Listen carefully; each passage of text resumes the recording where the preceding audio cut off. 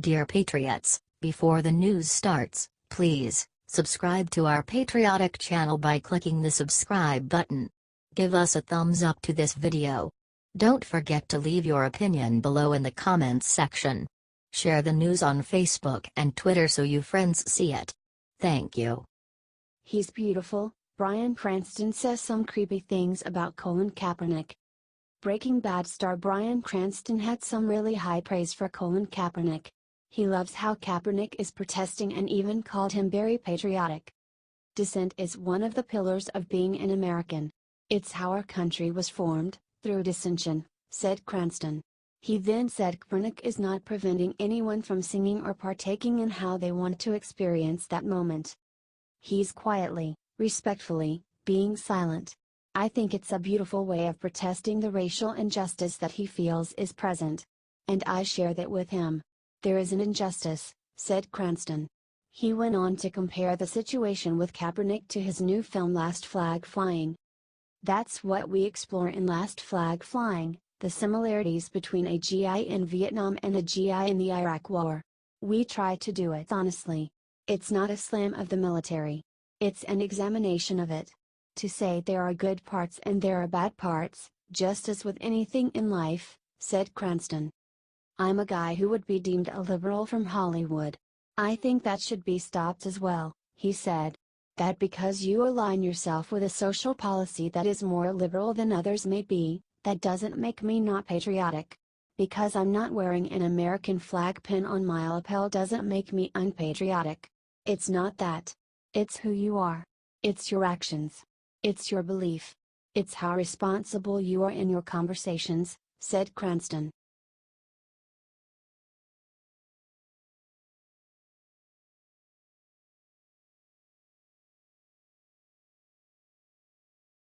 They hate this country. Jackie Mason eviscerates bratty NFL kneelers. Comic legend Jackie Mason just made an epic video blasting all of the so-called discriminated millionaire football players who are kneeling for the national anthem. How far is this gonna go?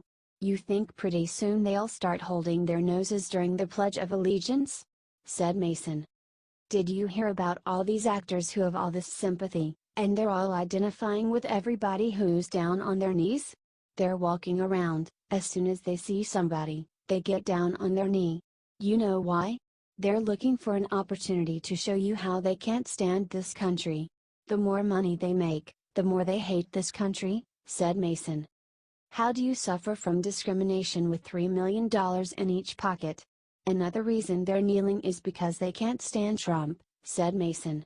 Many football players have well over $3 million in each pocket. He also went after Robert Redford, who said that Trump should resign for the benefit of the country. How come he never told Bill Clinton to resign for the safety of the women in this country?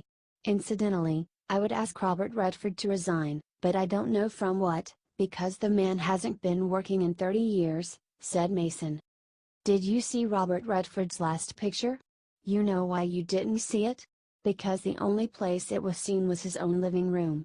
It was also seen in his kitchen, but if you didn't go in for an omelet, you never heard about it, said Mason.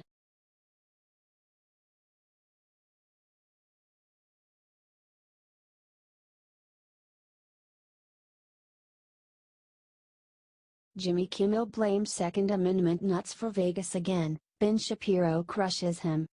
Talk show host Jimmy Kimmel blamed Republicans for the second night in a row for somehow being responsible for the shooting in Las Vegas. I'm not gonna get deep into it again, I said what I had to say last night. But I do want to say something to these nuts who spend most of the day today on television and online attacking those of us who think we need to do something about the fact that 59 innocent people were killed, said Kimmel. They say it's inappropriate to be talking about it because it's too soon. Well, maybe it's too soon for you, because deep down inside in your heart, you know you bear some responsibility for the fact that almost anyone can get any weapon they want.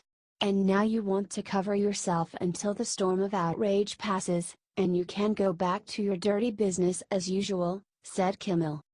But it's not too soon for us, because we're Americans, and the last time I checked, the First Amendment is at least as important as the Second Amendment, so we will talk about it, And shame on you for suggesting we do otherwise, said Kimmel. Conservative firebrand Ben Shapiro explained why Jimmy Kimmel is being such an idiot. Even the guns that he was using, I'm not sure there's any evidence that gun control would have done anything. He obtained his weapons legally, he had gone through federal background checks, there's no evidence of significant mental illness to this point, so all this seems like is people shouting, do something while they have no particular solutions and no expertise on guns or gun control. The suggestion that gun control is going to put an end to incidents like this, that is an evidence-less proposition based on an emotional response, said Ben Shapiro.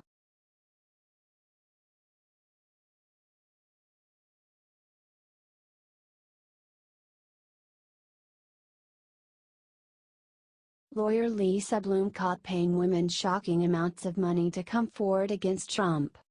Feminist lawyer Lisa Bloom has helped women with accusations against President Trump. As it turned out, she really helped them. Like she offered one woman $750,000 to come forward against the president. Who wouldn't accuse Trump of sexual assault for that kind of money? California lawyer Lisa Bloom's efforts included offering to sell alleged victims' stories to TV outlets in return for a commission for herself, arranging a donor to pay off one Trump accuser's mortgage and attempting to secure a six-figure payment for another woman who ultimately declined to come forward after being offered as much as $750,000, the clients told The Hill, writes The Hill. Lisa Bloom defended herself. You'll recall the very polarized and hostile atmosphere of 2016 presidential election. Emotions were running high, there were incidents of violence on the campaign trail, and threats of violence were a real and abiding concern. Nonetheless, several brave women came forward to accuse Donald Trump of harassment and assault, she said. Donors came forward with offers of financial help to ensure the safety of the women who would come forward. I was happy to relay those offers of funds for relocation to a safer community and round-the-clock security, she said. I can say unequivocally that we did not communicate with Hillary Clinton nor anyone from her campaign. We did not communicate with the Democratic National Committee or Perkins Coie, the DNC law firm, about the Trump accusers. Your questions seem to imply that we were trying to use the prospect of donor funds to entice women to come forward against their will. Nothing can be further from the truth, she said. No one said against their will.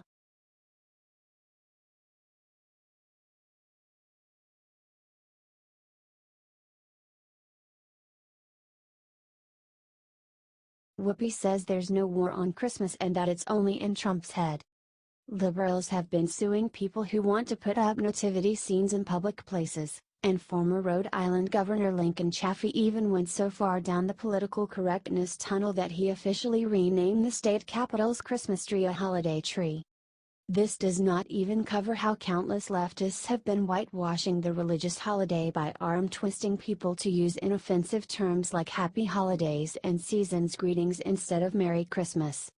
Somehow, however, The View host Whoopi Goldberg believes that the well-documented war on Christmas exists solely within Republican President Donald Trump's mind. Goldberg began by slamming Trump for telling stores to say Merry Christmas again, while at the same time his Jewish convert daughter Ivanka tweeted Happy Holidays. Stated Goldberg, the president insisted to his supporters that Americans would be saying Merry Christmas again, despite the fact that nobody ever stopped saying Merry Christmas. So I wonder what he thinks about his daughter's tweet wishing everyone happy holidays.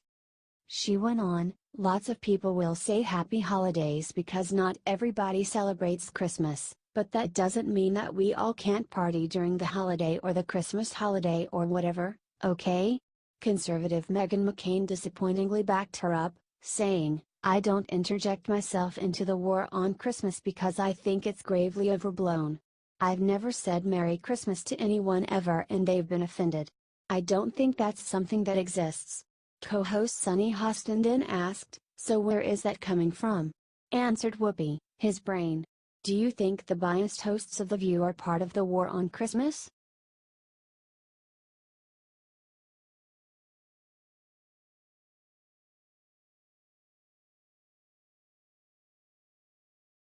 Lib just said slaughter of country music fans in Vegas is blood sacrifice to gun rights. Liberals clearly are not prepared to cope with the gravity of a tragedy like the mass shooting that just occurred in Las Vegas. Instead of trying to gain a full, nuanced understanding of the situation and determining how shooter Stephen Paddock was likely affected by mental health problems, they are instead trying to blame the Second Amendment. Some liberals' thinking has gotten out of hand that they have been making dangerous and, frankly, absurd statements about the shooting, wrote Liberal Esquire writer Charles S. Pierce recently in a laughable article in his mainstream magazine. The Constitution is not a pact with the devil, nor is it a suicide pact. It is a formalized, legalistic ritual of blood sacrifice. He continued, making a disgusting comment about country music lovers. There are some things that we as a society, alas, must tolerate in order to stay true to our founding beliefs and to remain free. School children shot to pieces is one of those things. The massacre of country music fans is another one of those things, the 273rd blood sacrifice to that one provision of the Constitution this year. He then blamed Christians for the violence, writing, Christians believe that the sacrifice of Christ on Calvary obviated forever the need for further blood sacrifice. However, not even that could obviate or eliminate the entirely secular desire for blood sacrifice within a society perceived to have gone astray. He added, Christians pray to the crucified Christ. Christians also push the plungers that send the poisons into the veins of prisoners. Christians believe that atonement comes through the intercession of Jesus. Christians also believe that atonement comes from smart bombs and predator drones. Do you think it's sick that a magazine with articles like this in it is sold in every supermarket and pharmacy?